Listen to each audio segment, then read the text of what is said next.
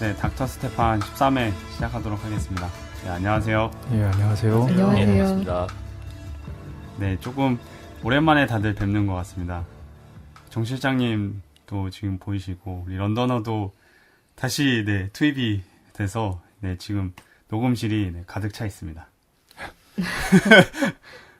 네, 오늘은 또 기사들이 여러 가지 이제 측면에서 많이 나온 것 같은데 무슨 얘기로 또 시작을 해볼지. 재밌는 기사가 있었나요?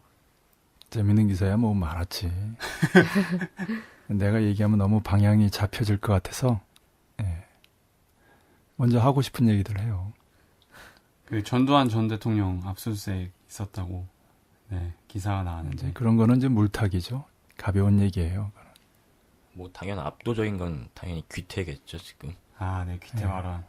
그리고 얼마 전에 그 국제민주법률가 협회 수석 부대표 홀렁베이가 남코리아에 코리아연대 초청으로 다녀간 일이 있었어요. 네. 뭐 연세가 19년생 95살 이제. 네, 우리 나이로. 네, 대단하더라고요. 예, 홀렁베이 그 선생은 프랑스 파리 그 변호사협회 회장을 역임하고 그리고 진보적이고 민주적인 그 변호사, 법조인의 상징이에요. 지금 프랑스에서 가장 존경받는 인물이고 그리고 국제민주법률가 협회의 수석 부대표인데 사실상 정신적 지주입니다. 올해 그 국제민주법률가 협회의 그 가장 중요한 컨퍼런스 총회가 파리에서 열렸을 때 참가를 했어요. 네. 그 자리에서 역시 그 홀랑베이가 가장 중요한 발언들을 하고 분위기를 이끌었습니다. 예. 대표는 그 미국에 아무래도 유엔이 있다 보니까 국제연합, 미국 그 여자 그 법조인이 이 대표를 맡고 있습니다만은 역시 그 홀랑베이의 경륜이라든지 그 동안의 업적이라든지 이런 부분에서는 이제 결정적인 역할을 국제민주법률가협회에서 한다고 할 수 있고요. 그리고 이번에 남코리아를 방문해서 6.15 학술본부 조영건 명예교수를 비롯해서 그 이채연 교수 또 이천재 선생이나 권원 선생과 같은 분들도 함께 참여하는 토론회를 한 것이 첫날 일정이었는데 그것부터 인상적이었고요. 그리고 민주노총 그 비대위를 방문하고 쌍용자동차 역시 노조를 방문해서 국제연대의 뜻을 표하고 그 국제연합의 그 헌장들을 활용하는 그 다양한 노하우들, 다른 나라의 유용한 경험들에 대해서 이야기한 부분들도 인상적이었고요. 그리고 오종렬 국민행동 상임대표고 대담한 내용이라든지 또 오마이뉴스 민중의 소리 특히 경향신문과의 인터뷰가 있었고요. 무엇보다도 그 민변을 방문한 거나 또 4.9 평화재단이라고 해서 인혁당 관련된 그 재단인데 서대문 형무소를 방문했어요. 이런 그 민변 또는 그 우리나라 파쇼적인 악법들에 의해서 피해당한 사람들의 인권을 위한 연대에서 중요한 하나의 계기가 됐고요. 이후에는 코리아 연대 민변과 함께하는 그런 평화적인 국제 행사가 있을 예정입니다. 그리고 이 범민연대에 대한 그 탄압을 규탄하는 집회에도 참관을 했고요. 그리고 무엇보다도 정보원의 대선 개입, 여론조작 사건을 규탄하는 촛불 집회에도 직접 참가해서 국제연대의 뜻을 표했고요.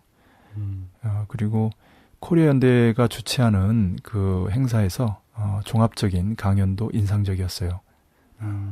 한마디로 얘기하면 그 90대의 노구를 이끌고 우리나라의 평화와 통일 그리고 인권과 민주주의를 위해서 정말 인상적인 감동적인 국제연대의 뜻을 펼쳤다 이렇게 할 수 있겠습니다. 무엇보다도 이 홀랑베이는 이번에 와서 그 미군이 남코리아에 주둔할 이유가 없다라는 정전협정을 체결하는 과정에서도 비법적이었죠. 이따 얘기 나올 수도 있겠는데 유엔군이라는 모자를 쓰고 미군이 들어와서 당시 유엔은 이제 미국의 거수기에 불과했어요. 이 결정을 내릴 땐 소련조차도 참가하지 않았고요. 그런 그 미국의 거수기에 불과한 유엔조차도 연합사령부라고 규정한 것을 유엔군 사령부로 모자를 쓰고 들어와서 코리아전에 수백만의 양민 또 군인들이 죽음을 당하는 그런 전쟁이 벌어진 것인데 그런 그 과정에서 그 비법적인 문제라든지 미군의 주둔 문제 그 이후에도 정전협정이 평화협정으로 전환하지 못하는 남코리아에서의 상호 방위 조약의 문제라든지 미군이 남코리아와 계속 합동군사연습을 벌이는 문제, 미국부터 무기가 반입되는 문제라든지 다양한 문제에 대한 그런 토론들이 있었습니다. 무엇보다도 홀랑베이는 국제연합의 그 헌장에도 유예된다. 특별하게 사실 정전협정이나 평화협정이 없더라도 그거는 당연히 국제연합의 헌장에 의해서 규제되어야 될 내용이다. 다시 말하면 미군이 남에 주둔할 명분이나 이유가 하나도 없다라는 얘기를 다시 한번 강조했습니다. 물론 미군의 남코리아 주둔은 이 법이나 명분을 떠나서 그들의 전략에 의해서 힘으로 주둔하는 거거든요. 그래서 기본은 힘으로 밀어붙여서 내보내야 되는 문제입니다. 사실 진보와 보수를 떠나서 민족적 자존과 양심이 있는 어느 누구라도 그 외국 군대를 자기 나라 영토에 그것도 수도 한복판에 주둔시키는 것을 좋아할 사람은 없을 겁니다. 민족 내부에는 적은 없어요. 외세가 적이에요. 우리 역사를 보세요. 민족 내부에는 민족 반역자만 있을 뿐이에요. 이런 전제에서 우리가 역사를 보고 정세를 보고 그러면 수많은 그 혼돈과 그 혼란 속에서도 진리와 진실을 가려볼 수 있을 거라고 믿습니다. 예, 그 피카소가 그 코리아에서의 학살이라는 그림을 그렸잖아요. 그 그림을 보면은 그거를 학생들한테 보여주면은 총뿌리를 겨누고 있는 게 북인민군이고 그리고 그 반대편에 있는 게 남쪽 사람들이라고 생각하는 학생들이 있대요. 근데 그거는 엄연히 그 총뿌리를 겨누고 있는 거는 미군이고 그리고 반대편의 아이와 어머니들은 그때 신천에 있었던 민중들이잖아요. 예. 역사 교육이 바로 됐다면 일배 현상 같은 것도 없겠죠.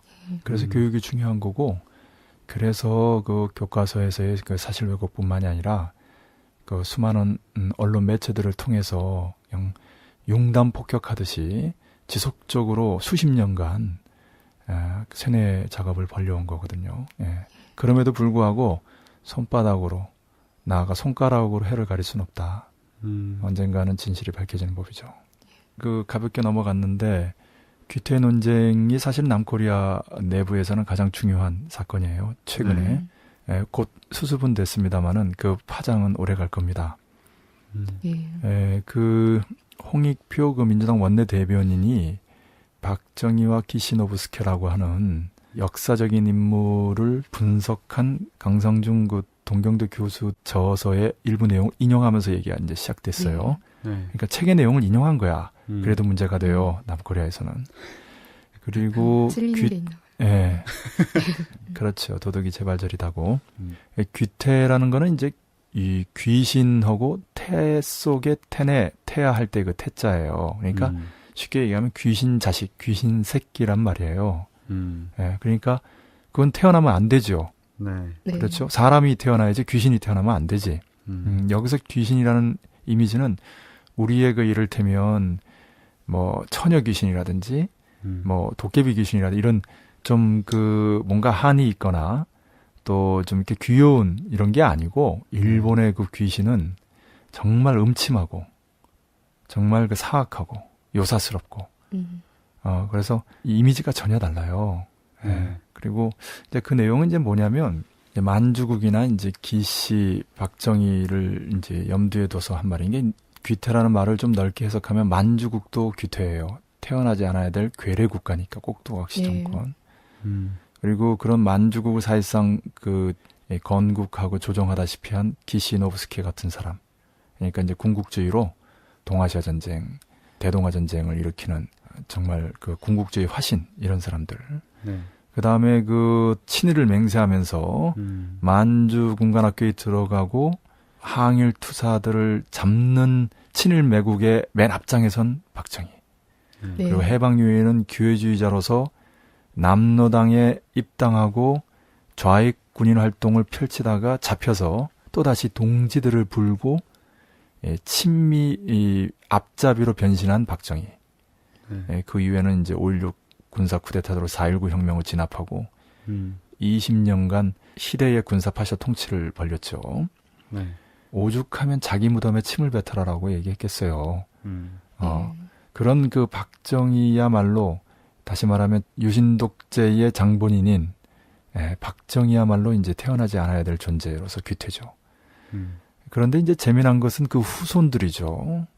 귀신의 자식들이니까 박정희의 딸 박근혜나 기시노브스케의 외손자인 아베가 지금 각각 유신독재와 군국주의를 부활시키려고 하는 것. 특히 박근혜는 친미 매국의 입장에서 반북 반통일의 노선을 걷고 있어요. 근데 여기서 이제 쟁점이 된 것은 그 박근혜 정권 자체가 이제 3.6% 차로 뭐 당선이 됐습니다만은 정보원의 대선 개입 여론 조작을 비롯한 수많은 협잡으로 부정으로 대통령이 된 거거든요. 네. 이게 공정한 선거가 아니었어요. 페어플레이가 아니고 온갖 부정한 수단과 방법이 다 동원된 선거거든요. 그럼에도 불구하고 고작 3.6%. 쉽게 말해서 정보원의 대선 개입 여론 조작과 이른바 NLL 논쟁이 없었으면 네. 충분히 뒤집히고도 남을 표차죠. 네. 다른 온갖 그 부정한 방법들, 언론 플레이들을 다 무시한다고 하더라도 이것만으로도.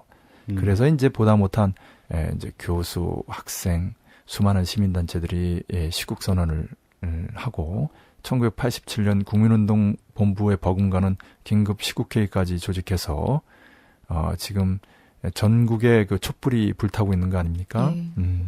그런 의미에서 보면은 이번에 참 그 어처구니 없는 게 처음에 이 홍익표 원내대변인이 귀태 발언을 했을 때 22시간 동안 조용했어요. 네. 기껏해야 이제 사과 정도 해야 되지 않느냐라는 얘기가 새누리당에서 나왔는데 네. 청와대 이제 수첩 깨알 지시가 내려온 거죠. 그래가지고 초강경으로 돌변해가지고 모든 그 여야 합의사항 이행을 중지하고 그 강력하게 나온 거죠. 그 이유는 단 하나예요. 국민이 뽑아준 정통성을 무시했다 이런 얘기 아닙니까? 근데 국민은 그 정통성을 부정하고 있는데. 그래서 정통성 없는 사람이 정통성을 내세워서 힘으로 밀어붙이는데 우리 이제 그 약하고 흔들리는 민주당 네. 원내대변인 자르고 대표가 대변인 통해서 사과하면서 일단 매듭지었어요. 수구 세력은 이런 걸 잘해요. 사실 치고 빠지는 거. 네. 총대 메고. 그런데 이제 민주당에서는 이제 의도하지 않은 건데 근데 사실 그 지금 틀린 말 한 게 아니거든요. 네. 미디어 오늘이라든지 그 양식 있는 사람들은 그 말이 뭐가 틀리느냐 이러고 있는 판이거든요. 네. 이제 민주당의 한계인데 그럼에도 불구하고 박근혜 정권의 본질 그리고 지금 남코리아 정국의 본질을 잘 짚었어요. 귀태라는 말이. 네. 사실 그 귀태 삼위일체 이런 말도 우리는 쓰는데 귀태 대통령, 귀태 정당, 귀태 정부. 무슨 말인지 알죠? 박근혜 대통령, 새누리당, 박근혜 새누리 정부를 말하는 겁니다. 네. 한마디로 말해서 수구 꼴통들이 하는 짓이 대부분 다 귀태 짓이에요. 해서는 안 될 그런 일들만 골라서 하지 않습니까? 사실 우리 1만 영역사를 자랑하는 코리아 민족의 수치죠. 물론 어느 나라에도 어느 민족에도 다 이런 민족 반역 짓을 하고 귀태 짓을 하는 이런 세력들은 있어요. 근데 그런 세력들이 이제 정리될 때 비로소 나라와 민족의 정기가 바로 서고 기강이 바로 잡히고 그때부터 일대 비약을 이뤄내고 그러는 건데 그런 의미에서 우리 조국의 분단, 민족 분열의 역사를 끝장내기 위해서는 그 원흉인 외세를 몰아내는 한편 그에 빌붙어서 민족 반역, 반북, 반통일 귀태짓을 벌이고 있는 이런 세력들을 정리하는 것이 불가피하다고 할 수 있겠습니다. 예, 그 소장님 좀 전에 그 3주체가 그 당정청 아니에요. 대통령, 정당, 정부. 그 보니까 그 기사에서 여권 커넥션에서 그 같은 주체들이 네. 소위 이제 구인 회동 가진 이후에 10일부터 공세적으로 몰아쳤다라는 그 기사들이 있어서 이미 뭐 보셨겠지만은 서서히 좀 밝혀지는 것 같습니다. 그런 그래요. 부분들이. 예, 한 통속이니까. 근데 이제 내 좀 이따가 얘기할 기회가 있을 것 같은데 박근혜가 힘이 있어요. 예, 이렇게 수구 세력을 일사불란하게 움직일 수 있는 힘이 있다는 거. 네. 원래 귀신이 힘이 있어. 힘없는 귀태가 없어. 우리 그 도깨비들이나 힘이 없어. 도깨비들. 우리 귀신들은 힘없는 귀신들이야. 서민의 정서를 대변할 뿐. 그러나 저쪽 귀신들은 달라요. 국제 3기태도 있지 않나요? 예리한 지적인데. 국제 3기태는 내 이따 얘기하려고 그랬는데 네타야후 이스라엘 총리, 그다음에 오바마 미 대통령, 그리고 박근혜 남코리아 대통령. 박근혜가 거기 껴요. 당당히. 제일 지금 귀태짓 하는 거는 저 네타야후 그 친구들. 네. 미국을 비롯해서 뭐 유럽, 하여튼 유대자본 그 본산에서 다양한 방식으로 압박하고 있는데 꿈쩍도 안 하고 있어요. 7월 15일 어제자로 팔레스타인 아바스 대통령에게 전화 걸어서 우리 평화회담 하자 이렇게 얘기했다고 하는데 겨우 그 한마디에 나왔어. 캐리가 주말에 그 저기 중동 가지 않고 요트에서 놀다가 여론의 그 집중포화를 맞고 뭐 갑자기 아내가 아프다고 동정 여론을 또 이끌어내서 분위기가 반전되고 어쨌든 정신없어 이 친구들. 오바마도 전략적 인내니 뭐니 이 친구도 끈질겨. 그 좀 화끈하게 그 나가는 게 없어. 박근혜도 보통은 아닙니다. 내 이따 한번 분석해 보겠어요. 네. 이제 처음으로 그 박근혜 대통령, 박근혜 정부 그 정통성에 관한 얘기를 좀 해보려고 하는데요. 정보원 대선 개입 사건입니다. 전국적으로 지금 시국 선언이 본물이 터졌는데요. 이에 박근혜 정부 새누리당에서는 NLL 논쟁을 일으켜 물타기를 시도하고 있고 민주당 원내대변인의 귀태 발언으로 홍역을 치렀습니다. 어떻게 보시는지요? 예, 방금도 잠깐 얘기가 됐습니다만은 전형적인 그 물타기고요. 논리로 안 되니까 힘으로 밀어붙인 거고요. 좀 전에 얘기했습니다만은 박근혜 정권에게 과연 정통성이 있는가? 정통성이 없다라고 지금 주장하는 시국 선언이 마치 유월항쟁처럼 불타고 있지 않습니까? 네.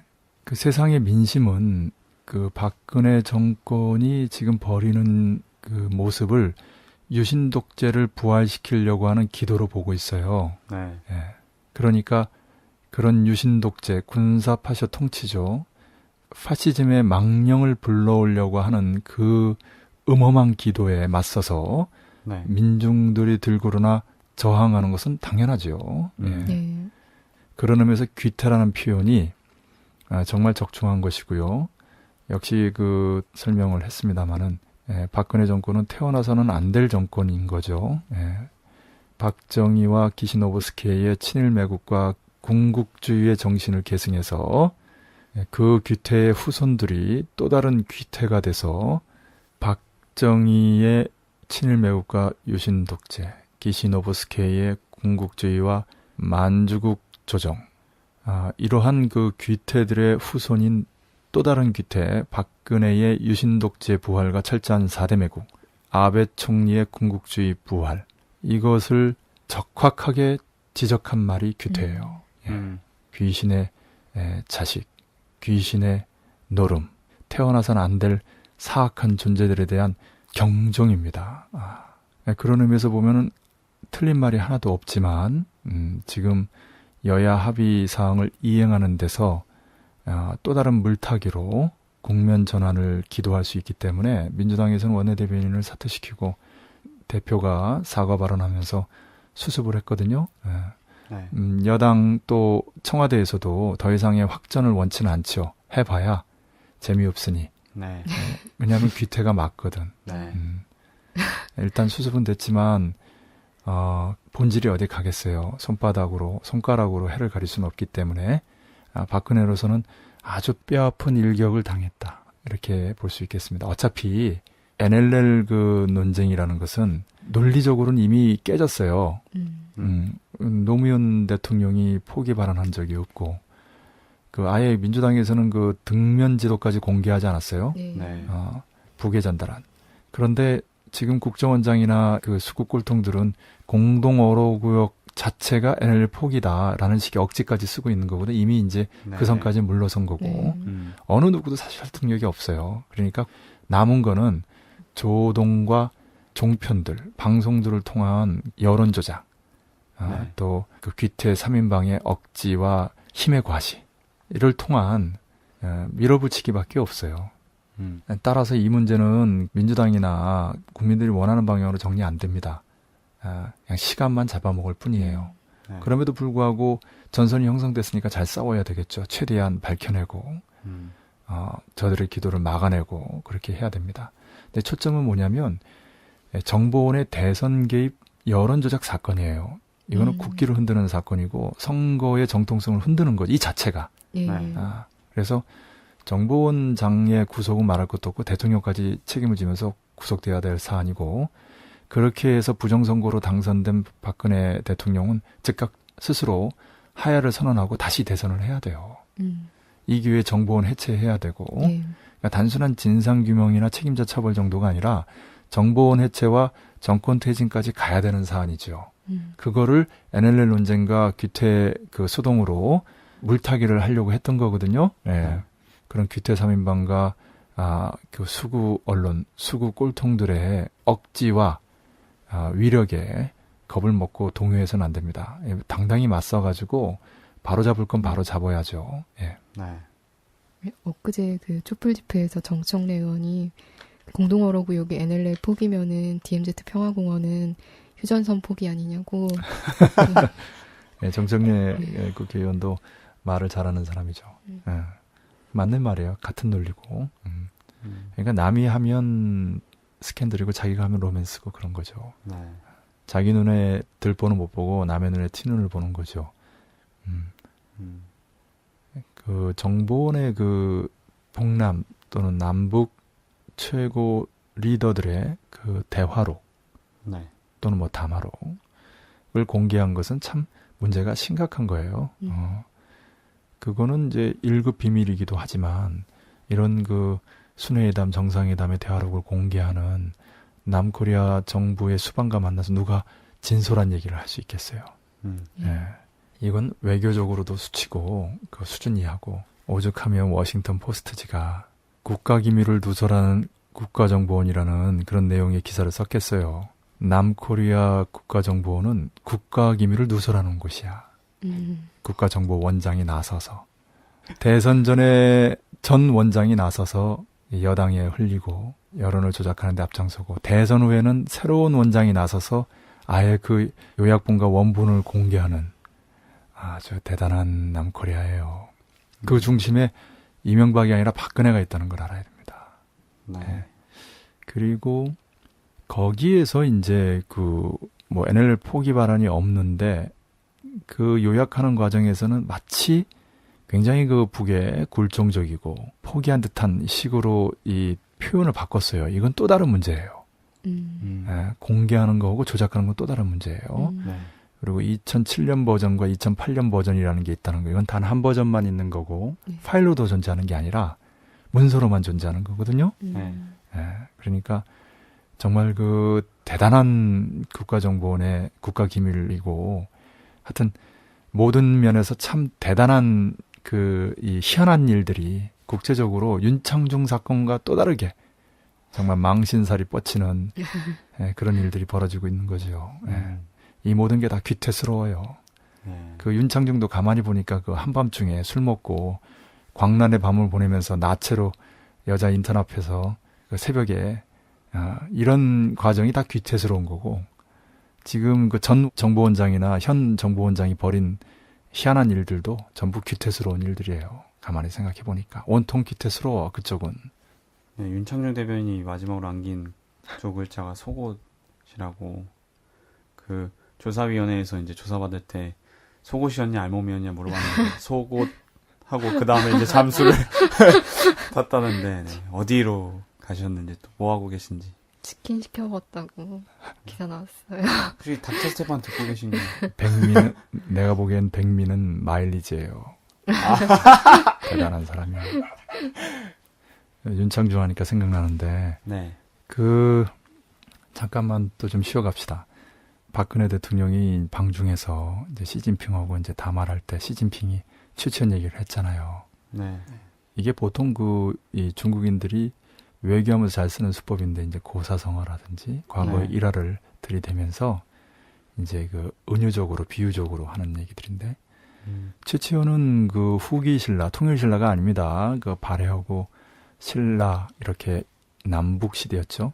네. 후기 신라의 당나라를 유학해서 당나라에서 관리가 됐고 문장으로 유명한 이를테면 토황소 경문 이런 거는 당시 난을 일으켰던 황소가 그 글을 읽다가 의자에서 떨어졌다고 할 정도로 유명합니다. 그래서 최치원을 이렇게 부각해서 중국에 유학한 당시 신라의 천재, 인재에 대해서 언급한 듯 하지만 또 이제 우리 민족의 우수성이라든지 한 것 같지만 보통 이렇게 일면적으로 안 해요. 이 은큼한 중국인들이 이런 말을 할 때는 더 있는 거예요. 당시 최치원이 중국에서 잘 나가고 있었는데 역시 수구초심이라고 이제 여우도 죽을 때가 되면은 고향을 바라보면서 죽는다지 않습니까? 네. 그러니까 네. 조국을 위해서 기여를 해야 되겠다라고 이제 신라에 돌아와요. 진성여왕 시대인데 그때는 골품 제도라고 그래가지고 성골, 진골, 육두품 이랬는데 네. 최치원은 육두품 이상 못 올라가는 거예요. 그러니까 이런 육두품 제도를 비롯한 잘못된 관행을 격파하지 않으면 혁신할 수 없다. 나라가 위태롭다 하면서 네. 시무 10여조를 올려요. 그거를 진성여왕이 받질 않아. 그래서 최치원이 결국 지방으로 돌다가 관직을 내던지고 합천 해인사에서 은둔하며 네. 당시 유교, 불교, 도교를 합일시키는 나름의 철학을 연구하다가 세상을 떠나요. 이제 흥미로운 거는 이 시무 10여조를 그때 떠오르던 왕건에게 보냈어요. 예, 왕건이 건국한 고려가 과거제도를 도입하지 않습니까? 네. 과거가 뭡니까? 인재를 두루 널리 등용시켜가지고 결국 인재가 모든 걸 결정하는 거거든요. 네. 나라가 번성하려면 인재가 정치를 해야 돼요. 그런 의미를 깔고 보면 결국 뭐예요? 윤창중 사건은 뭡니까? 박근혜가 인사에 실패한 대표적인 사례잖아요. 박근혜 정부가 한 게 뭐가 있어요? 그냥 초반에 인사만 한 거잖아요. 근데 그 인사가 대망사, 대참사가 됐지 않습니까? 윤창중 네. 사건이. 그러니까 최치원을 기용하지 못했던 진성여왕에 비유한 거죠. 가야 출신의 김유신을 등용해서 선덕여왕은 당대의 코리아 반도에서는 어쨌든 패권을 쥐게 된 거고 최치원을 등용하지 못한 진성여왕은 결국 후기 신라가 망하는 네. 후기 신라를 개혁하면서 중흥시킬 수 있는 마지막 카드였는데 최치원과 시무 10여조는 그것을 무시한 거 아닙니까? 그러니까 무슨 얘기냐면 박근혜 인사 실패. 그러니까 최치원을 기용하지 못했던 진성여왕이 빗대서 윤창중 같은 사람을 기용한 박근혜에 대한 비판이 하나 있고 또 하나는 최치원을 중용하지 못해서 마지막 개혁 시기를 중흥 시기를 놓치고 결국은 패망하게 된 후기 신라의 모습에 남코리아의 모습이 비끼는 거예요. 그런 의미에서 볼 때 최치원은 비록 후기 신라 출신의 지금 남코리아 지역에 해당하는 당나라 유학생이고 당대 유명한 문장가였지만 네.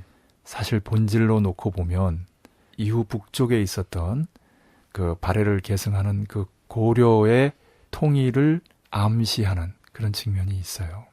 고려가 코리아 아닙니까? 외국에 그렇게 알려졌고 최초의 통일국가고 그리고 그 통일국가의 명칭도 1980년 6차 당대에서 김일성 주석이 제시한 게 뭡니까? 고려민주연방공화국이에요.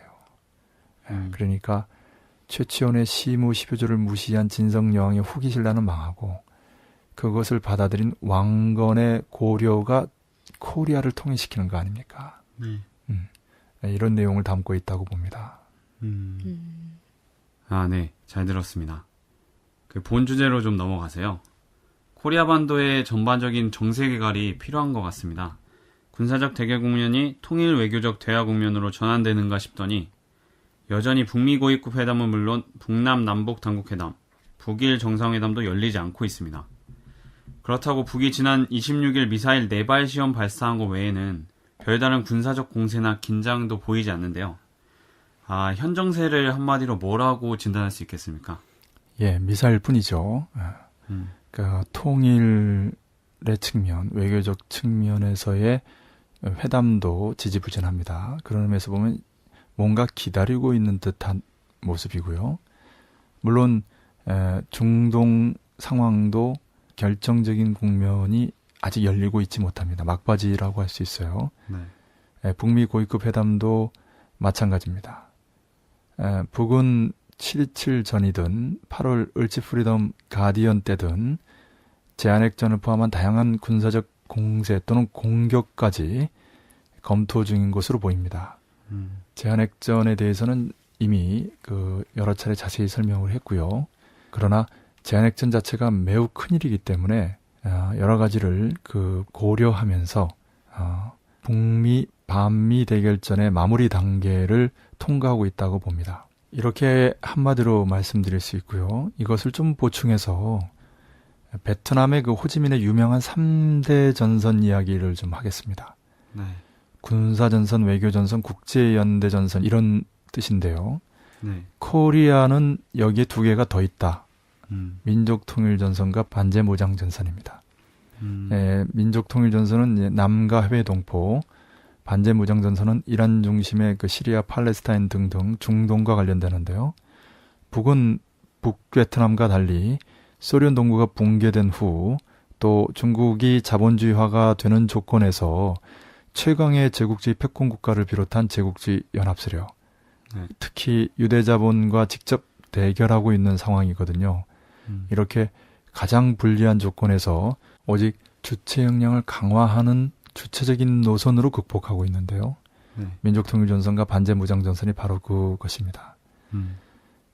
구체적으로 보면 7.4 공동성명, 6.15 공동선언, 14선언 이것은 상층 민족통일전선의 대표적인 사례들인데요.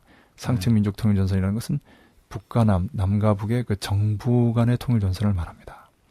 이러한 경험은 북밖에 없습니다. 그 덕분에 범민련과 6.15 공동위원회라고 하는 하층 민족통일전선이 형성됐고요. 북남 해외, 남북 해외 우리 동포들 간의 우리 민족끼리의 정신이 많이 고양이 됐지요. 그리고 1998년 8월 31일 북이 첫 번째 포브스 백두산 1호 우주 발사체에 실어서 광명성 1호 인공위성을 궤도에 안착시키는데 그게 첫 번째 포브스죠. 위성탄두. 그 발사를 이란의 군 최고 간부를 참관시키면서 진행하고요. 그 직후에 북에서 극비로 지하에 건설했던 군수공장들을 보여주며 이것을 앞으로 10년 이내에 이란에 지어주겠다라고 한 그 약속이 2006년까지 이루어지면서 그때 당시에 부시가 2003년 이라크 전쟁 이후 2006년 이란 전쟁을 벌이려고 했는데 18개 핵미사일 배치에 성공하면서 이란의 강력한 국방공업을 건설하면서 막아내지요. 이렇게 미국과 유럽의 나토에 대항하는 북과 이란의 무력, 이란은 이런 나토와 이스라엘을 막는 중요한 기둥인데요. 이처럼 민족통일전선과 반제무장전선 2가지 측면을 다 같이 고려하면서 극동에서의 정세가 진행되고 있습니다. 다시 말하면 극동에서의 정세는 북과 미국만이 아니라 북남 해외, 남북 해외 우리 동포 간의 단결이라는 문제를 한편으로 보고 또 극동과 중동에서 반제 무장전선, 즉 이란을 중심으로 하는 중동의 반제자주 세력과 미국, 유럽 제국주의 및 이스라엘 시오니즘 간의 대결전의 양상까지 함께 보면서 갈 수밖에 없다는 거죠. 그런 의미에서 이를 다시 쉽게 얘기하면 극동에서 북미 고위급 회담이나 북일 정상회담, 북남 또는 남북 순회회담을 통해서 정세가 전쟁이 아니고 평화로, 분단이 아니고 통일로 나아가게 되면 대화와 화해 분위기가 조성되지 않습니까? 네. 그런데 중동에서는 피비린내 나는 전쟁이 계속되는 거예요. 그렇게 되면 극동의 북과 중동의 이란을 비롯한 반제자 세력이 갈라지죠. 이게 제국주의가 노리는 지점이에요. 갈라치는 거죠. 네. 그렇지 않기 위해서 함께 갈 수밖에 없는 겁니다. 그리고 또 하나는 민족통일전선이라는 게 결국 뭐냐면 남측의 하층의 민중들뿐만이 아니라 남층의 정부를 구성하고 있는 수구 세력까지도 예. 어쨌든 같은 민족이기 때문에 우리 민족끼리의 정신하에 민족 공조의 길로 나올 수 있는 일말의 가능성을 보는 거거든요. 네. 김대중 노무현 정권의 방북에서 볼 수 있듯이 또 그리고 과거 한때나마 박정희 대통령이 7.4 공동성명에 합의했듯이 김영삼도 방북하려고 했고 이명박은 김영삼만도 못했는데 이런 그 남측의 개혁 세력만이 아니라 수구 세력에게도 일말의 민족 공조의 길로 나올 가능성을 보는 거거든요. 그런 의미에서 북은 과거 불문의 원칙을 가지고 그 과거에는 민족을 위해서 어떤 나쁜 짓을 했다고 하더라도 이제부터 조국의 통일을 위해서 기여하겠다고 하면 함께 손잡고 간다는 원칙이 있어요. 1993년 4월에 김일성 주석이 전민족 대단결 10대 강령이라는 민족 단합의 가장 중요한 원칙을 세웠는데 예. 그 마지막 항목이 이렇습니다. 그래서 과거 빨치산을 토벌했고 코리아전에서도 북을 상대했던 전 육사교장 외무부 장관이었던 최덕신도 북이 포용하면서 조국통일 사업에 내세우고 애국열사령에 안치시키고 그렇게 된 거거든요. 그 김일성 주석과 문성명, 김정일 국방위원장과 정주영의 관계도 바로 이런 측면에서 이해할 수가 있어요. 김대중 대통령과 노무현 대통령의 방북을 북이 얼마나 환영하고 또 6.15 공동선언과 14선이 얼마나 훌륭합니까? 예. 네. 그런 의미에서 북은 적어도 아직까지는 박근혜 대통령을 김영삼, 이명박 대통령과는 달리 보고 있다. 김영삼, 이명박 대통령은 처단 대상이라고 하거든요. 박근혜 대통령은 그렇게 하지 않았습니다. 실명 비판이 한두어 번 있었습니다만은 아직 그렇게 보고 있지는 않거든요. 충분히 가능성이 있습니다. 그러나 그 가능성이 언제까지나 존재하는 건 아닙니다. 이것을 박근혜 대통령이 유념해야 되지요. 북은 7.27을 앞두고 얼마 남지 않은 이 긴박한 상황에서도 또 제한핵전 또는 제한핵전과 통일대전이라고 하는 그런 카드를 만지작거리면서도 또 극동과 중동의 정세를 함께 보면서도 놓치지 않고 있는 것은 바로 민족통일전선의 원칙이에요. 이런 부분을 절대로 오해하지 말아야 합니다. 지금 잠깐 말씀하셨는데요. 그 북미, 북일, 북남, 남북의 3개, 세계 관계 중에서도 북미 관계가 역시 기본입니다. 6월 16일 북미 고위급 회담 제2 이후 아무런 진전이 없어 보이는데요. 그 공개 경로와 비공개 경로로 구별해봐야 하는지, 이러다가 북이 제한핵전을 실제로 터뜨리는 게 아닌지, 네, 걱정이 됩니다. 네, 어떻게 봐야 될까요? 예, 터뜨릴 수 있습니다. 방금 설명했듯이 워낙 큰 일이기 때문에 마지막으로 또 재고 또 잴 것입니다. 잘 알다시피 8월에 을지 프리덤 가디언이라고 미남 합동 군사연습이 다시 있거든요. 네. 매우 위험해지는 거죠. 이미 정전협정이 무효화됐고 코리아 반도 상황이 극단에 처해 있다는 것을 유념해야 할 것입니다. 7.27까지 그냥 아무런 성과가 없이 지난다면 북의 입장에서는 참을 수 있는 한계를 넘긴 거라고 할 수 있거든요. 네. 지금 최근에 북이 유엔군 사령부 해체를 강력하게 주장을 하고 있어요. 네. 근로도 하고 있고 대표부가 기자회견도 하고 그러는데요. 이것은 앞서도 좀 얘기했습니다마는 미국이 유엔군 모자를 쓰고 네. 당시 거수기에 불과한 유엔에서도 연합사령부라고 결정한 것을 뒤집어서 완전히 그 비법적으로 전쟁을 치르고 정전협정 당시 그 사인도 유엔군 사령관 이름으로 했어요. 네. 그렇기 때문에 형식 논리적으로는 이걸 깨야 북미 평화협정 평화체제를 수립할 수 있습니다. 그리고 철저하게 미국 마음먹기 달려 있는 거죠. 네. 이 정도도 안 된다면 북으로선 참을 수 없는 거죠. 그런 의미에서 강조되고 있는 거 주목하고 있습니다. 비공개 경로, 공개 경로와 관련해서는 제한핵전이나 제한핵전에 이은 통일대전의 위협은 비공개 경로야 초점이라고 봅니다, 지금. 공개 경로상에서는 이제 북미 고위급 회담이나 뭐 북남 또는 남북 그 순회회담 또는 북일 정상회담 이런 것들이 제한되고 있지만 비공개 경로상에서는 회담이 아니면 전쟁이다. 라는 그 경고가 지금 진행되고 있다고 봅니다.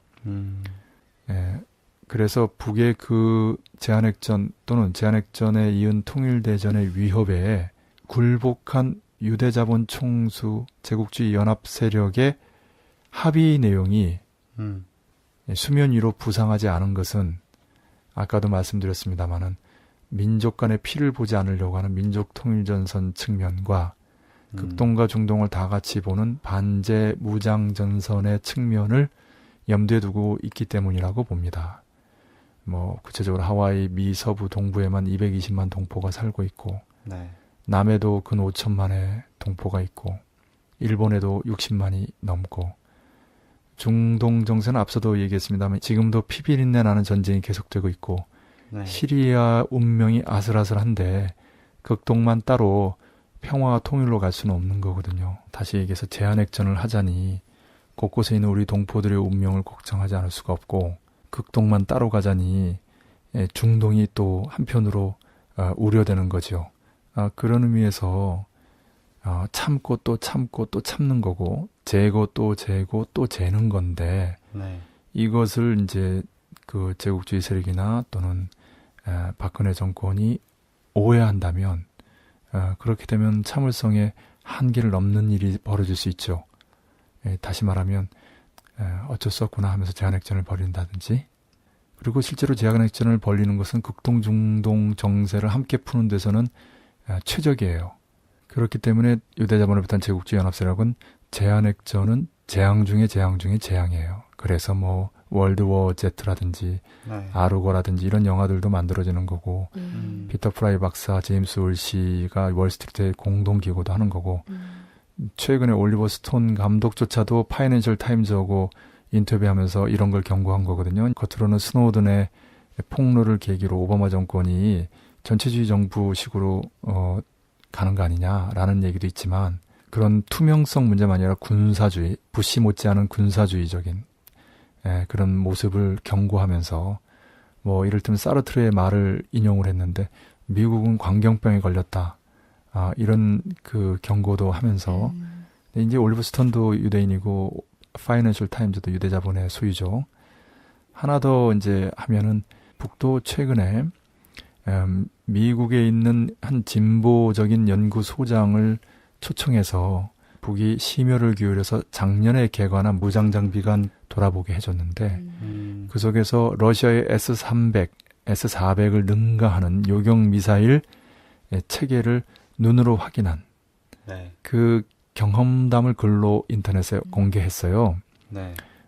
그것은 다시 한번 북의 제한핵전 의지를 다른 각도로 확인시켜준 것이 아닌가 이렇게 봅니다. 네, 그 제한핵전 얘기랑 중동 얘기가 나와서 그런데 정 실장님이 또 영화를 직접 보셨다고 들었는데요. 혹시 뭐 재밌는 그 장면이나 이런 게 있었나요? 요거 말고 좀 그 정세 관련해 갖고는 좀 몇 가지 궁금한 것들이 있었는데 죄송합니다. 관심이 없는 제가 질문을 드려서 그 하나는 그 최근에 그 아사히 TV에서 나왔던 이제 북의 군 인력 감축 요 얘기 하나 하고 네네.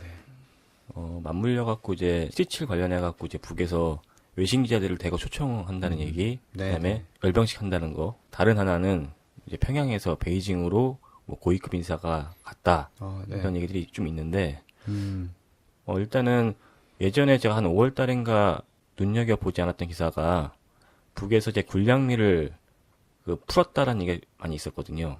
근데 최근에 다시 보니까 요거랑 아사히 TV에서 군 감축 얘기들을 보면은 확실하게 좀 북에서는 경제 쪽으로 모든 것들 좀 돌리고 있는데 이것과 현재 정세랑 어떻게 맞물리고 있는지 과연 7.27 때 네.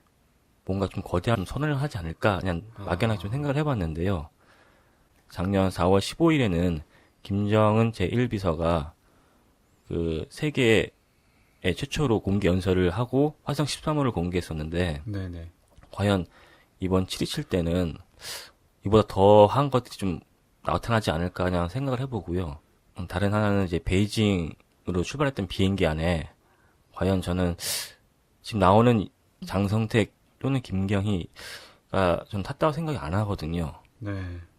그만한 인물이라면은 오히려 공개적으로 가지 않았을까 생각이 들어서 이런 부분들이 요새 많이 궁금점들입니다. 예를 들면 키신저 만났던 김양건이 다시 등장하는데 이미 김양건 그러면 키신저 이렇게 세상이 다 아니까 네. 우리도 여러 번 얘기했고 그러니 장성택, 김경희 이런 이름으로 좀 바꿨다 이런 뉘앙스가 있네요. 좋아요. 뭐 저도 기본적으로 동의합니다. 7월 27일 때 중요한 선언이나 특히 그 열병식에 예. 신무기 가령 그 S-400을 능가하는 S-500 또는 S-600 수준의 요격미사일 체계, 주체식 요격미사일 체계가 선보인다든지 충분히 가능성이 있고요. 그리고 그것은 작년에 무장장비관 건립부터 해서 최근 연간 중요 그 열병식이나 군사 그 시위 행동을 할 때 체계적으로 단계적으로 선보였던 북의 그 일관된 모습이기도 해요.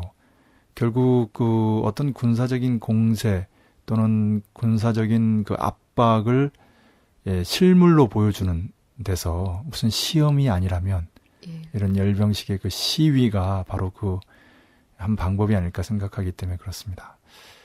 중국을 향해서 출발한 북의 비행기 안에 누가 타고 있는 것인가? 네. 장성택 국방위 부위원장 또는 김경희 당중앙 비서가 탔을 거라고 하는데 장성택 국방위 부위원장의 경우는 좀 수긍이 가지만 김경희 당중앙 비서는 좀 의아해요. 또 이 두 사람이 북미 또는 반미 대결전의 어떤 협상 전면에 등장한다. 이것도 좀 의아해요. 그러니 김양건 비서를 비롯해서 다른 사람이 탔을 가능성이 있다고 보는 것은 일리가 있다. 이렇게 봅니다. 예, 그리고 아사히 TV에서 보도한 30만 군병력 감축 이야기는 신빙성이 높습니다. 그게 바로 경제 핵무력 건설 병진 노선의 취지이기도 하거든요. 1962년 12월 전원회의에서는 경제 국방 건설 병진 노선이었는데 그때는 경제를 희생해서 국방을 건설하는 것이었다면 지금은 국방의 역량을 경제로 돌리는 병진 노선이에요. 미사일이라는 첨단 무력을 건설하게 되면 기존의 재래식 무력을 대거 감축할 수 있는 예비 가능성이 생깁니다. 그런 그 징후로 북이 마식령 스키장을 건설하고 이게 이제 중공업, 경공업, 농업도 아닌 레저예요, 스포츠. 네. 여기에 군대와 인민을 동원하고 있고 국가적으로 자원을 집중시키고 있다는 것이 북이 경제 건설을 얼마나 중시하는가를 단적으로 보여줍니다. 그런 의미에서 그 실제 이 병진 노선의 생활력이 드러나는 모습이기도 하다. 마식령 스키장 건설이라든지 30만 감축이라든지 그러면서 이제 흥미로운 거는 며칠 전에 그 북이 김일성 김정일주의의 본질은 인민대중 제일주의다라는 그 김정은 제1비서의 표현을 인용하는 그 보도가 있었어요. 여기서 인민대중 제일주의라는 것은 물론 이제 김일성 김정일주의 주체 사상을 사람 중심의 사상이다. 인민대중 중심의 사상이다. 이렇게 보는 측면에서 인민대중 제일주의라고 할 수도 있겠지만 그 김정일 국방위원장 시대의 선군 사상, 선군 정치를 그렇게 강조한 데 비추어 보면 인민대중의 생활, 복지를 강조하는 측면이 있어요. 그래서 김정은 시대에는 군을 강화하는 한편 인민대중의 생활과 복지를 향상시키는 것을 매우 중시한다라는 것을 다시 한번 확인시켜주는 측면이 있습니다. 사상적으로, 이념적으로까지. 북은 여전히 자신감이 넘치는데요. 지금 7.27까지 한 열흘 정도밖에 안 남았잖아요. 네, 맞습니다. 네, 이때까지 어떤 그 가시적인 성과가 있을지 뭐 실제로 유엔군 사령부 해체나 이런 얘기를 하기도 했는데 그리고 만약에 그게 보이지 않는다면 그 이후의 양상은 어떨지. 예.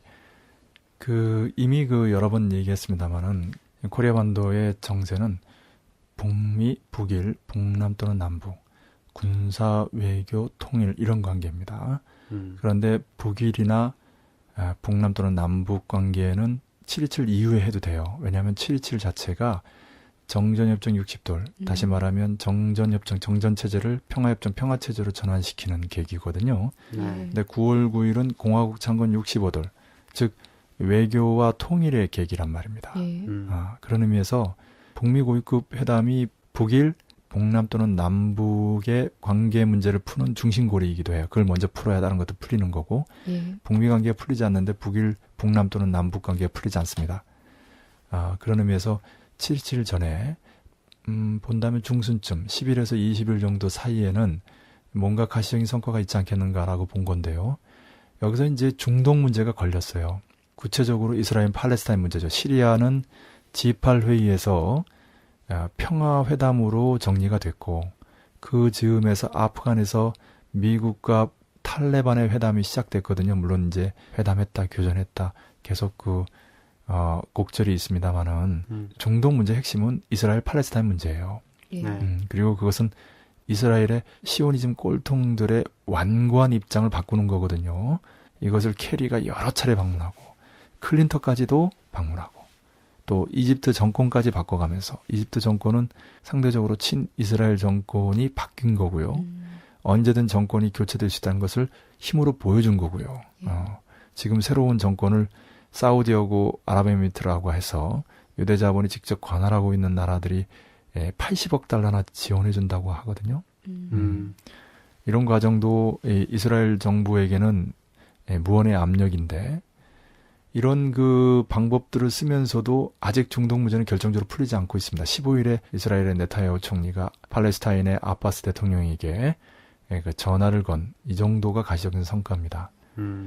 그리고 이 북미 고위급 회담과 관련해서는 그 사실 케리가 북에 가면 돼요. 다른 데 가는데 왜 북에 못 가겠어요. 근데 만약에 그렇지 않을 경우에는 그에 준하는 뭔가를 이루면 됩니다. 그것이 정말 시간이 없지요. 이제 얼마 남지 않은 시간을 볼 때는 좀 의문이 들기도 합니다.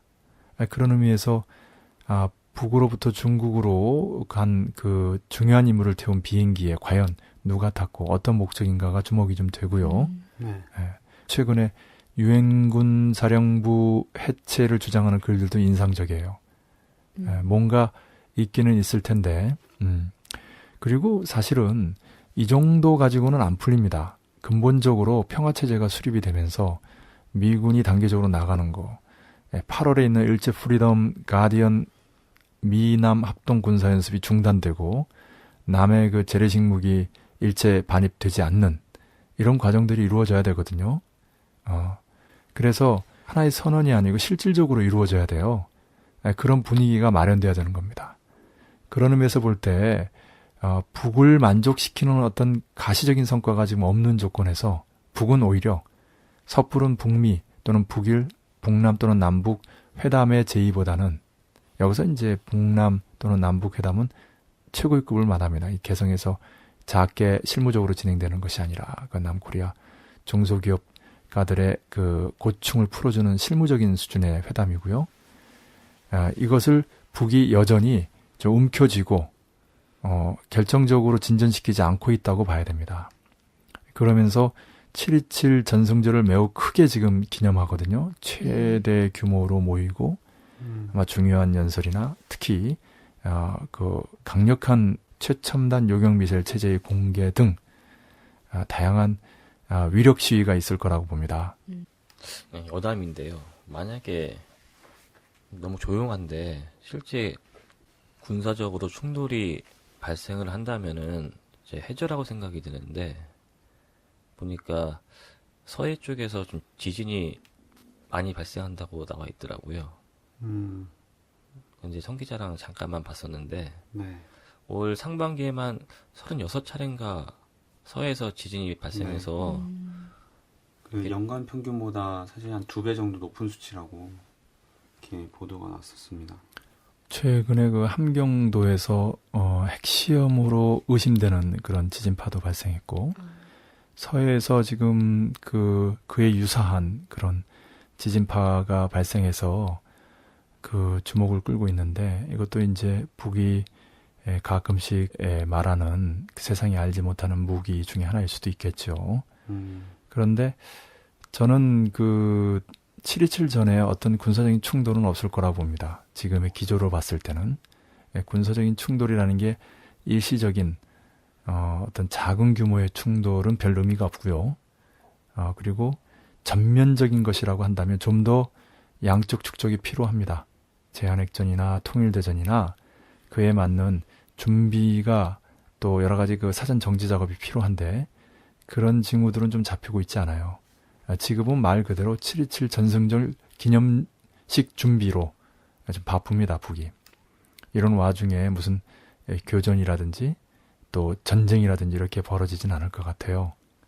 다만 북이 가지고 있는 위력을 다양한 방법으로 시위는 하고 있는 것 같습니다. 그 7.27 전에 그 북미 고위급 회담 그 성사가 되는지 안 되는지 요거 관련해서 혹시 김정은 제1비서의 방미는 얘기가 인터넷에 흘러나오긴 한번 했었는데 이거는 어떨까요? 그것도 좋은 지적인데요. 방미보다는 아마 방중을 먼저 할 겁니다. 그리고 이 방미는 정말 큰 일이에요. 그 북에서 그 최고 리더의 안전 문제도 걸려 있기 때문에 네네. 그렇게 쉽게 되지는 않을 겁니다. 그리고 고위급 회담은 지금 열흘 남은 조건 하에서 좀 바쁩니다. 그 불가능하다고 봐야 됩니다. 사실 캐리가 방북하려고 해도 그 전에 뭔가 사전에 운을 띄고 그 정지 작업이 있어야 되는데 갑자기 뜬금없이 비행기 타고 갈 수는 없거든요. 그런 작업이 없는 걸로 봐서 7.27 전에는 북미 고위급 회담이 없는 것으로 보입니다. 그리고 지금 얘기 나온 그 김정은 제1비서 최고사령 간의 방미는 가능성은 있는데 네. 그러나 베이징에서 보거나 또는 그 판문점을 비롯한 코리아 반도 내에서 볼 가능성이 높지 미국으로 직접 가는 것은 안전 문제나 여러 가지 문제로 네. 쉽게 이루어지지 않을 거라고 봅니다. 네. 말씀 잘 들었습니다. 그 최근에도 그 북이 금강산 관광재개랑 이산가족 상봉을 제의했다가 결국 무산이 됐는데요. 개성공단 회담도 지지부진한데 잘 될 것 같지가 않습니다, 사실. 이거를 어떻게 해석해야 될지요. 그 북의 제안 배경은 무엇이고 또 북남 남북 관계에서 돌파구가 마련될 수 있을지요. 지금 그 북남 또는 남북 간의 그 실무적인 그런 회담들은 잘 안 됩니다. 네. 그것은 그 이전에 그 위에 있는 그 정치 문제가 잘 안 풀리고 있기 때문이고요. 그러니까 북남 또는 남북 간의 정치 문제, 즉 순회들 간의 최고 리더들 간의 회담이나 그런 분위기가 좀 조성이 돼야 되는데 네. 그런 게 없고요. 또 그 전제로서 북미 관계도 어쨌든 겉으로는 안 풀리고 있거든요. 예. 네, 그래서 실무 회담은 한계가 뚜렷한 거고요. 개성과 관련해서 앞서도 잠깐 얘기했습니다만 남측의 중소기업가들이 너무 애가 타는 상황이라 그걸 좀 풀어주는 측면이고요. 북이 아량을 베풀고 있는 거죠. 북이 개성공단 운영을 잠정 중단하게 된 근본 문제들이 풀리지 않았음에도 불구하고 남측 기업가들이 너무 어려워하니까 그냥 무조건적으로 풀어준 거거든요. 여기서 남측 정부는 마치 자신들의 그 주장이 관철된 듯 좋아하는 것 같은데 커다란 착각이고요. 그 다음에 그 북이 금강산 관광 재개와 이산가족 상봉을 제의했는 이런 게 중요한 제안이었는데 남측의 최고위급 다시 말하면 박근혜 대통령이 민족 공조를 할 의사가 있는가, 방북 의사가 있는가라는 걸 타진한 건데 거기에 금강산 관광 재개는 빼고 이산가족 상봉만 받겠다고 딱 하는 순간에 북이 그러면은 안 하겠다 이렇게 된 거죠. 의사 타진해서 박근혜 대통령의 지금 방북 의지 이렇게 정치적으로 풀 의지가 없다라는 것을 보였기 때문에 당연히 그 남에서도 그렇고 북에서도 그렇고 금강산 관광 재개가 개성공단 문제하고 함께 연동돼 있어요. 그러니까 그 문제가 잘 풀릴 리가 없지요. 예. 그런 의미에서 뭐 결정적인 진전은 없을 겁니다. 실무적인 수준에서 약간 정도 풀리는 그 이상을 넘지 못할 거고요. 북의 제한 배경은 이겁니다. 이미 누차 말씀드렸습니다. 제한핵전 또는 제한핵전 이후 통일대전. 이걸 검토하고 있는 북이에요. 네. 그 위력을 과시하고 있는 북이에요. 두려울 게 없어요. 극동과 중동을 같이 풀 수 있는 안이에요. 이게 최적이고 필요한 때예요. 문제는 이걸 터뜨렸을 때 우리 동포들 또 남의 민중들 그 생명과 재산의 손실이 만만치 않다는 겁니다. 그러니까 제한핵전이든 제한핵전에 이은 통일대전이든 통일대전이면 더 심각하죠. 네. 그러니까 매우 신중한 거고 그런 의미에서 아직 좀 시간이 있을 때 다시 말하면 북미 고위급 회담이나 또 중동 상황 이런 걸 보고 있을 때 남의 제안 한 번 더 하는 거죠. 박근혜 대통령에게 민족공조의 신랄 같은 의사라도 있는가? 그것을 지난 6월 6일 날 한 번 했고요. 그리고 7월 10일에 금강산 관광지역에 이산가족 상봉 제의하면서 한 번 더 한 거거든요. 그런데 여기에 그 박근혜 대통령, 박근혜 정부가 노라고 대답한 거예요. 없다. 이럴 경우에 북은 화를 내지 않아요. 박근혜가 예스라고 해도 좋고 노라고 해도 좋은 두 가지 방안을 갖고 있는 거거든요. 노라고 한 데 맞는 방안으로 갈 뿐이에요. 물론 그 끝은 전쟁이죠. 제한핵전 또는 제한핵전에 이은 통일대전의 가능성이 더 높아진 거예요. 그 명분이 축적된 거죠. 그래서 이런 답변은 매우 신중해야 되는 거, 함부로 하면 안 되는 건데 박근혜 정부가 계속 실수하고 있습니다. 한편 박근혜 정부에 대해서 좀 분석할 필요가 있는데 박근혜에게는 힘이 있다는 거 아까도 잠깐 얘기했습니다만은 이런 말이 있어요. 한 번 하면 거짓말이지만 두 번 하면 아리까리하고 세 번 하면 그 정말이 된다고. 그 박정희 대통령이 뭐 새마을 사업이다, 경제를 부흥시켰다 이렇게 자꾸 떠드니까 진짜 그런 줄 알거든요. 네. 절대 아니거든요. 그 지금 보면은 그 초가집이 굉장히 과학적이고 친환경적이에요. 온 나라에 그런 건물들이 차 있으면 농촌에 보기도 좋고 사실 그 서구도 겉으로는 그런 전통 가옥이지만 안은 현대식 그 시설로 이렇게 하거든요. 네. 그것이 좋은 거예요. 건강에도 좋고 관광에도 좋고 여러모로 좋은 건데 그거 다 시멘트 지붕으로 다 뜯어 고쳤어요.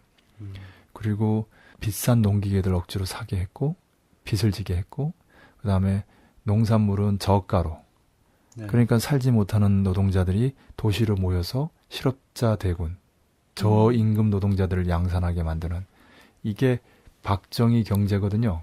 네. 근데 우리나라는 뭐냐면 역대 대통령이 항상 그 전 대통령보다도 경제를 못해요. 그러니까 그 전 대통령을 향수하게 되는 거야. 게다가 박정희는 죽었잖아요. 뭔가 신비감도 있어. 또 영남의 퍼주기거든요.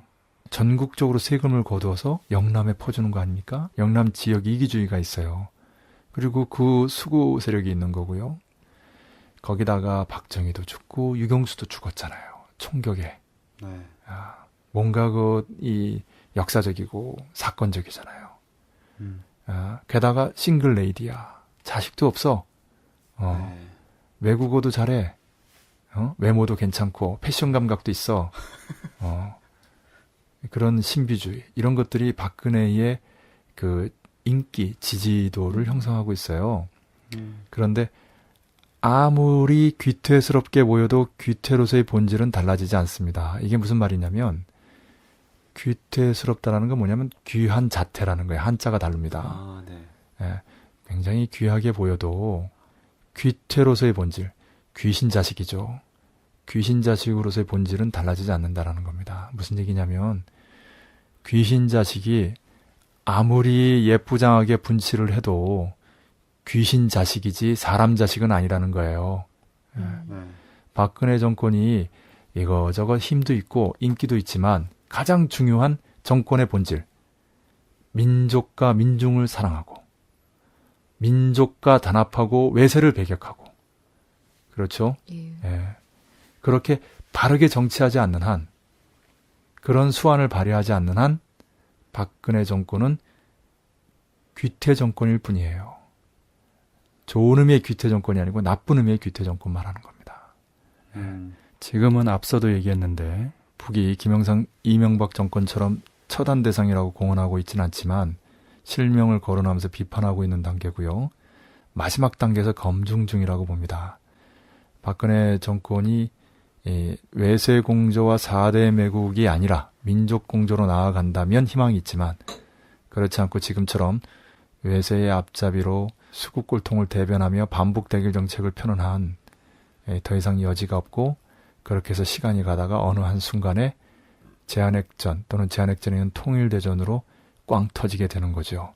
늘 강조하는 거지만은 민족 공조를 하다가 죽으면 가령 김구 장준하처럼 되더라도 민족의 가슴에 영생하지만 외세의 하수인으로 4대 매국 귀태짓을 하다가 박정희처럼 오른팔에게 총 맞고 영원히 귀태되는 이런 식으로 된다면 역사의 귀한 못으로 빛나는 게 아니라 역사의 귀신 자식으로 영원히 오명을 들쓰게 된다는 것을 그 운명의 갈림길에 있다는 것을 누구보다도 박근혜 대통령이 명심해야 될 때가 아닌가 생각합니다. 네. 개성공단 17일에도 안 되면은 이거 풀려고 그 박근혜 대통령 방북해야 되는 그런 가능성도 있나요? 예, 그런 측면도 있죠. 실무적으로 풀리지 않으면 정치적으로 푸는 거죠. 그러니까 북은 이런 거예요. 지금 중요한 그 판단을 내리기 전에 박근혜 정권 도대체 속내가 뭐냐, 박근혜 대통령에게 민족공제 일말의 가능성이 있느냐라는 걸 떠본 거죠. 그거 노라고 대답한 거예요. 예, 박근혜 대통령이 금강산 관광객의 이산가족 상봉을 거부함으로써 이산가족 상봉만 받았는데 사실상 그것은 두 가지로 제한했는데 하나만 받는다는 거 그 자체가 거부거든요. 그렇기 때문에 개성공단 문제도 잘 안 풀리겠지만 그것이 실무적으로 풀리지 않으니 정치적으로 나서겠다라는 것도 어려운 거죠. 물론 그 가능성은 있어요. 그러려면 북미, 북일 등 전반적인 정세가 바뀌는 때지요. 7.27 전에는 어려울 거라고 봅니다. 네, 방금 말씀하셨는데요. 박근혜 정권이 남북, 북남 관계에서든 그 남남 즉 남측 내 여야 관계에서든 긴장만 조성할 뿐이지 뭐 하나 똑똑히 해결한 게 사실 없습니다. 과연 이런 식으로 국정을 정상적으로 운영할 수 있을지, 가령 그 정보원 대선 개입 사건을 규탄하는 시국선언이 전국을 지금 휩쓸고 있는데요. 이런 경우에 진보평화통일 세력은 무엇을 어떻게 해야 하겠습니까? 국정을 정상적으로 운영할 수 없지요. 예, 그게 바로 지금 시국선언의 들불이 말해주는 거고요. 그런 의미에서 진보평화통일 세력이 자신의 역할을 더 잘해야 하는데요. 네. 현재 지금 상황을 보면 진보 세력은 반미 반전 평화운동에 주력하고 있고요. 북미 고위급 회담이라든지 평화체제 수립이라든지 이것을 강조하는 운동을 7.27까지 지금 힘있게 밀어붙이고 있습니다. 전국을 순회하고 그 중요한 그 토론회라든지 그 행사를 지금 준비하고 있고요. 개혁 세력은 주로 정보원의 대선 개입 여론 조작을 규탄하면서 진상규명과 책임자 처벌을 요구하고 있고요.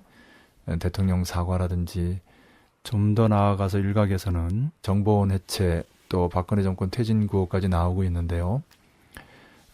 그런데 이런 반미 반전 운동과 반박근혜 반정부 운동은 둘이 아니라는 거. 네. 예. 다만 정보원 대선 개입 여론조작 규탄 시국선언 운동을 처음부터 진보 세력이 주도했다면 또 수구 꼴통 언론들이 배후조정 세력이니 뭐 종북소동이니 마녀사냥이니 이렇게 벌렸을 겁니다. 이 모든 짓거리들이 다 귀태들이 벌이는 짓거리들인데 이런 거 정말 잘하거든요.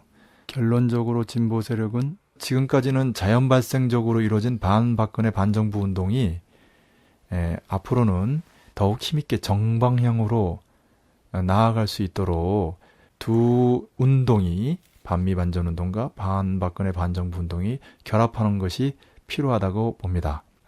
그런 의미에서 진보 세력은 7.27을 관통하며 반미 반전 평화 운동을 더욱 거세게 벌이는 한편 반박근혜 반정부 운동에도 적극적으로 결합해서 단순히 정보원 대선 개입 여론조작 사건으로 책임자 몇 명 처벌하는 정도가 아니라 정통성 없는 정권이 응당히 물러나고 새로 대선을 치를 수 있도록 뒷심을 실어줘야 할 것입니다.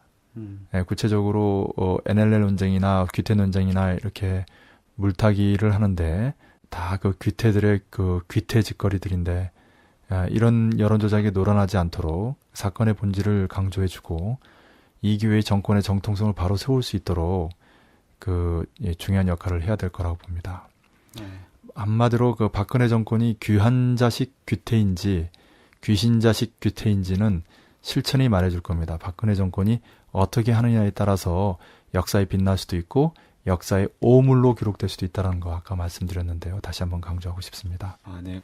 오늘 13회를 이렇게 진행을 했는데 정 실장님이 가시고 런던어가 사실 저번에 들어왔었잖아요. 아, 근데 오늘 보니까 좀 뭔가 경쟁이 심화되는 것 같은 그런 느낌을 아니에요. 정 실장님 아니야. 받았어요. 지금 잘못 봤어요. 정 실장은 우리 멤버고 우리 런던어는 손님이에요. 예, 아, 네. 런던은 지금 그 내내 한마디도 안 한 정도가 아니라 그 다른 세상에 가 있는 듯한 표정을 우리가 다들 봤잖아요. 멤버로서의 관심이 없어요. 정 실장을 밀어낸다든지 여기 자주 나오고 싶은 마음이 전혀 없는 사람이에요. 런던 생각하고 있는 것 같아요. 좀 있으면 런던 한번 갈 텐데 네. 아마 런던 갔다 오고 나서 런던 소감이나 한번 들을까. 그래도 혹시나 하는 기대를 가지고 한번 물어봐줘요. 오늘 소감이 어땠는지. 아, 네. 우리 런던어 오늘 네, 녹음 어떠셨나요? 금강산. 네, 그 발언 굉장히 네, 이슈가 됐다고 네, 들었습니다. 피드백이 많이 있는 것 같습니다. 네, 좋았습니다. 너무 성의가 없잖아. 뭘 예견하는 얘기긴 하지만 그래도 좀 부연해서 한번 얘기해봐요. 본인이 졸지 않았다는 걸 한번 입증해봐. 런던 얘기라도 해주세요.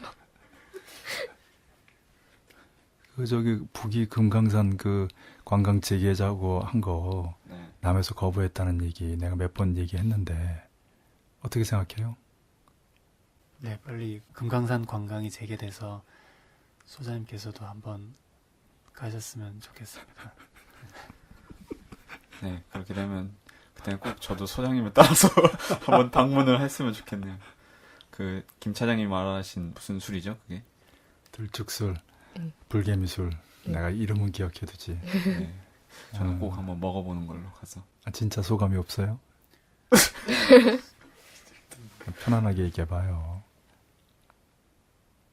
아무 소감이 없다가 지금 생각하고 있어. 아, 대단한 친구야. 아, 금강산으로 삼행시로 마무리지는 것도 좋을 것 같아요. 아니, 아까 사실 그 헐렁베이 선생을 보면 네. 우리 집 작고하신 강해남 의장님 생각이 많이 나거든요. 예, 연로하신 분인데 정말 정력적으로 전 세계를 누비면서 예, 강해남 의장님도 돌아가시기 직전까지 우리 중국 대륙을 누비면서 상고사 연구에 집중을 하셨는데 예, 네, 아, 네, 말을. 그래서 예, 강해남 의장님 생각이 많이 납니다. 그 조선 상고사고요. 강해남 의장님은 그 미 대사관 옆 노상에서 단식 농성도 여러 번 하셨어요. 전국을 순회하는 투쟁도 하셨고. 네. 그래서 사실은 지나고 보니까 그런 투쟁 속에서 죽을 수도 있다라는 그런 각오와 결의로 하신 것 같아요. 나중에는 노무현 대통령 자결 사건과 함께 이거 개혁 세력만이 아니라 진보 세력도 이 기회에 이명박 정권 퇴진 투쟁에 나서야 된다라는 그런 불씨가 되기 위해서 순절하셨거든요. 네. 그 스스로의 목숨까지도 좌지우지하실 만큼 차원이 다른 분이고, 예. 제가 그 해외 나와서 수많은 사람 만났는데 강인남 의장님의 느낌을 받은 유일한 사람이에요. 홀랑베이 선생은. 아주 심각한 그 분위기를 전해주는 이야기들인데, 예, 그 우리 역시 네, 역시 우리 내공이. 런던어의 내공이 심상치 않다는 거 다시 한번 느낍니다. 네. 우리 그 다른 사람들의 어떤 그 회유와 압박에도 굴하지 않고 의미심장한 한마디를 남기는 역시 대단한. 마지막에 감동적이었습니다. 네. 오늘도 NLL이다, 귀태다, 복잡한 전국, 북미, 북일, 북남 또는 남북 간의 복잡한 관계를 명쾌히 해설해 주셨습니다. 결국 전쟁을 막고 통일로 나아가며 더 나은 세상을 만들기 위해선 무엇보다 주체 역량, 진보와 평화 통일을 위한 주체 역량을 강화하는 것이 관건이라는 이치를 새삼 확인한 시간이었습니다. 네, 모두들 수고하셨고요. 오늘 13회 녹음은 여기서 아쉽지만 마치도록 하겠습니다. 예, 전혀 아쉽지 않고요. 예, 수고했습니다. 네, 모두 수고하셨습니다. 네, 수고하셨습니다. 수고하셨습니다.